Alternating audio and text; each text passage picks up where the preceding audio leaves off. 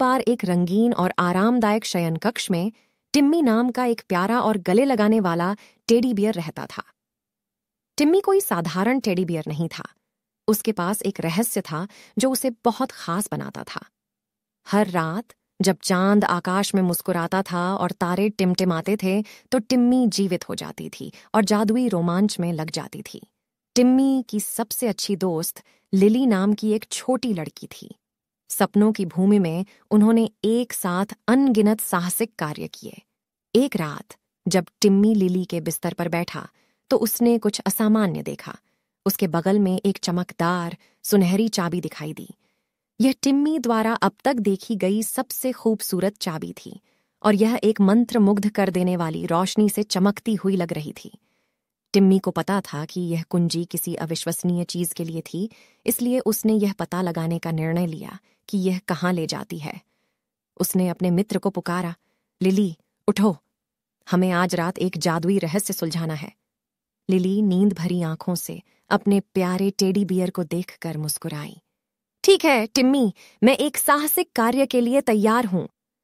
हाथ में सुनहरी चाबी लेकर टिम्मी और लिली दबे पांव कमरे से बाहर निकले और दालान से नीचे चले गए। वे एक छोटे से दरवाजे पर पहुंचे जिस पर पहले कभी किसी ने ध्यान नहीं दिया था।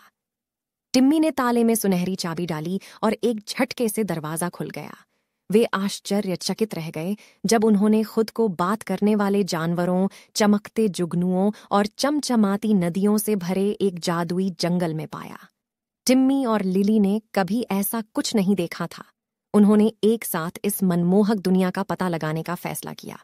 उनकी मुलाकात सैमी नाम की एक मिलनसार गिलहरी से हुई जिसने उन्हें पेड़ों पर चढ़ना और बलूत का फल इकट्ठा करना सिखाया।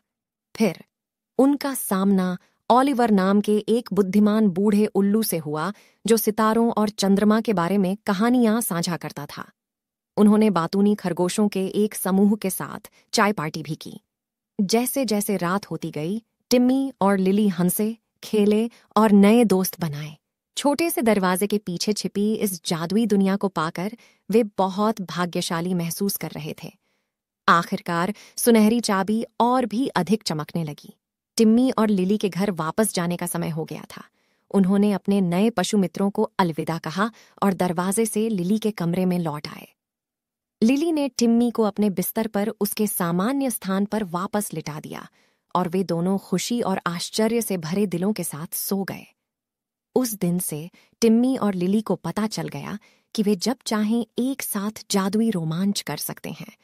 और भले ही उन्हें नई दुनिया की खोज करना पसंद था, उन्हें हमेशा सबसे आकर्षक रोमांच वे ही लगते थे जो उन्होंने अपने सपनों में एक साथ साझा किए थे।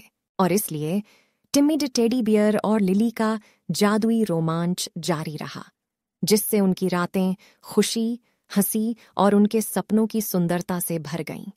ऐसी ही मजेदार कहानियां जानने के लिए हमारे चैनल को सब्सक्राइब करें और बेल आइकन को दबाएं।